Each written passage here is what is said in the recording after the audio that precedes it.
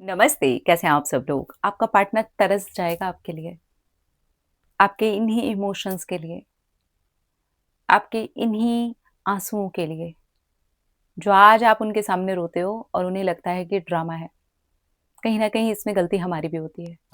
हम इतनी बार अपने पार्टनर को रो-रो करके दिखा देते हैं, इतने ज़्यादा इमोशनल हो जाते हैं और उनको ये बता देते हैं कि हम इतने इमोशनली वीक हैं कि हम कोई छोटी-सी भी बात करेंगे ना, हम रो देंगे। तुमने अगर कुछ कह दिया ना, हम रो देंगे। अगर हम अपनी भी कोई बात शेयर कर रहे हैं ना, हम रो देंगे। धीरे-धीरे करके वो हम रो देंगे, हम रो देंगे, हम रो देंगे करने का पीछे होता पता है क्या है?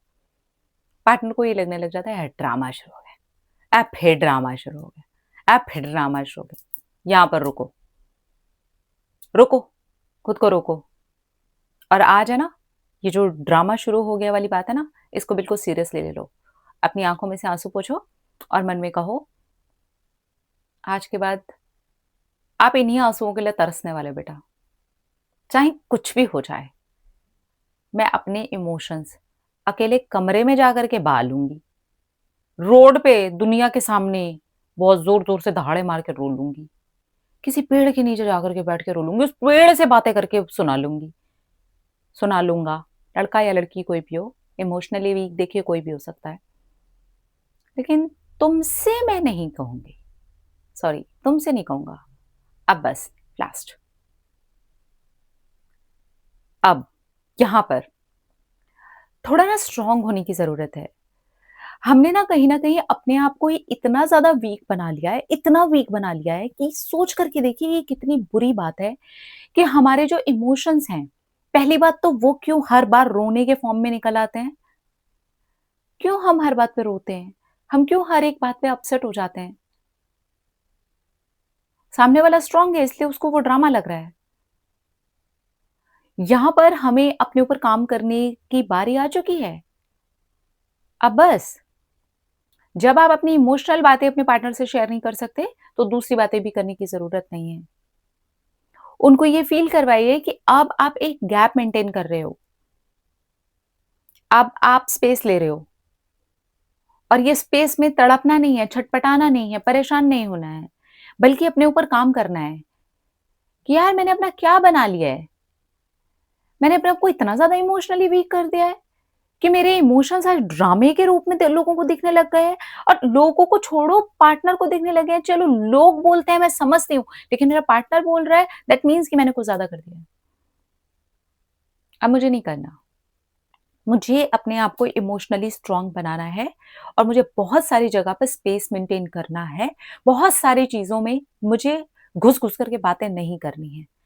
बहुत सारी चीज़ों में मुझे वो चीज़ें नहीं करनी है जो मैं रिपीट करती हूँ, बार-बार बोलती हूँ और फिर मुझे दुःख लगता है और फिर मेरा पार्टनर वही सेम चीज़ को रिपीट करता है।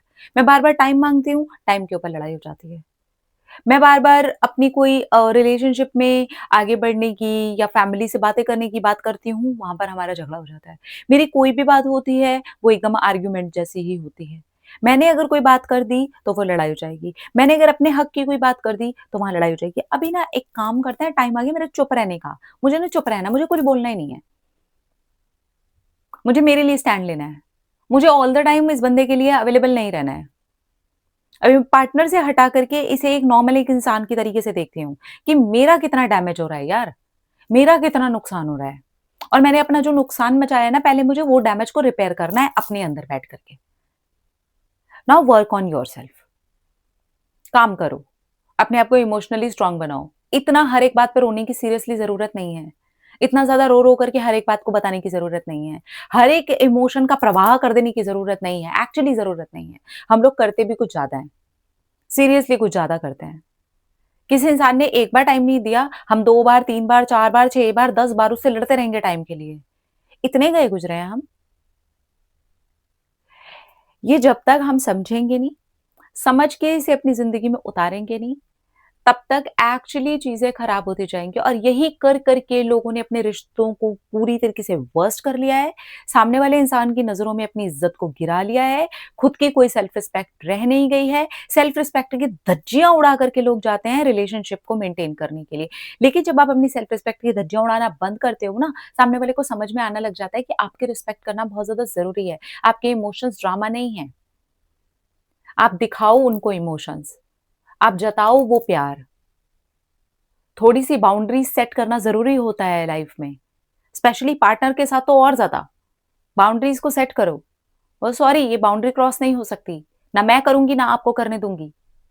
लेकिन हमने अपनी सारी बाउंड्रीज़ के तो जो चिथड़े उड़ाए हैं, बाउंड्री तो है ही नहीं। बाउंड्री क्या होती है? वो तो हमने कभी सीखा ही नहीं, तो सीखो। सीखो, इमोशनली स्ट्रॉन्ग कैसे बनते हैं वो सीखो, अपने ऊपर काम कैसे करते हैं वो सीखो, अपने लिए स्टैंड कैसे लेते हैं वो सीखो, कैसे अपने लिए स्पेस लिया जाता है वो सीखो। आप जब तक ये सीखोगे नहीं ना, इस तरीके से रिलेशनशिप में सिर्फ़ और सिर्फ़ धज्जियाँ उड़ने के अलावा हमें कुछ नहीं मिलने वाला है।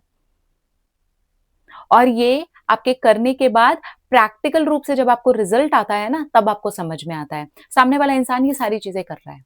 वो अपना स्पेस भी लेता है, वो अपने सेल्फ रिस्पेक्ट का भी ख़्याल रखता है, वो अपने इमोशंस भी दर्शा देता है, उसका जब मन करता है इमोशनल होकर के आपसे बात कर लेता है और आप ऑल द टाइम एक कठपुतली की तरह वहाँ पर रेडी हो। क्यों रेडी हो? क्यों रेडी हो? आप वो सारे काम वो इंसान आपके वाले जो कर रहा है, जिस इंसान के पीछे आप हो, वो इंसान वो कर रहा है तभी तो आप उससे प्यार कर रहे हो ना। दैट मीन्स कि उस नेचर में रहते हुए भी प्यार किया जा सकता है। आपने ही अपने अपने कहीं न कहीं गति खराब कर ली है। उसने अपनी बाउंड्रीज़ को सेट किया हुआ है। सॉरी यार, इस टाइम में मैं बात नहीं कर पाऊँगा, मैं बात नहीं कर पाऊँगी, मैं बिज़ी हूँ। पर आप लगे पड़े हो। उसने अपनी सेट की हुई, ये नहीं होगा तो नहीं होगा। मेरे पेरेंट्स ने अगर मना कर दिया शादी के लिए तो मना है।